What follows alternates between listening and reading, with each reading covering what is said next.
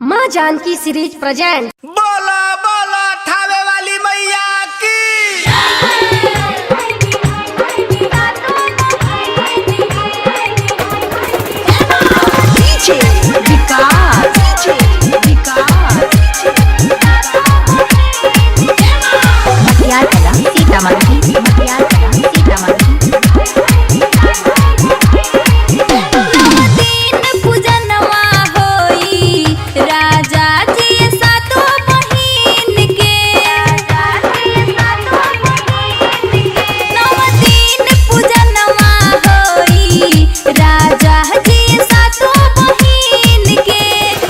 लाले लाले चुनरी ले आई, लाले लाले चुनरी ले आई, जाके मीना बाजार से कीन के नवा दिन पूजा नवा होई, राजा जी सातों बहिन के। डीजे विकास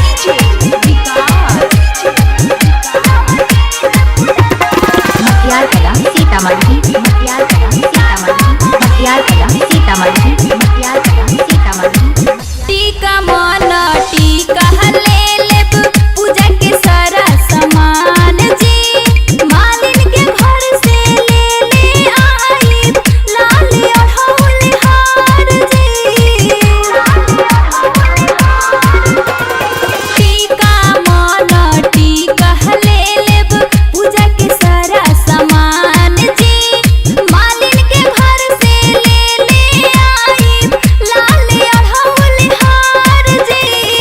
कोहरा के घर से कल शादियरी, कोहरा के घर से कल शादियरी, जाके लाइल बानी हम बीन के नवा दिन पूजा नवा होई, राजा जी सातों बहिन के नवा दिन पूजा नवा होई, राजा जी सातों बहिन के।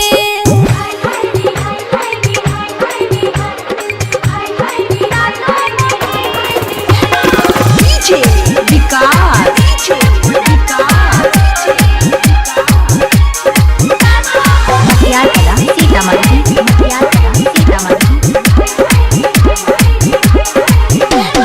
श्रद्धा सुमन से होई पुजाई, अंगना में कलश रखाई जी, प्रीति पटेल कहतारी, खुश हो जाई है माई जी।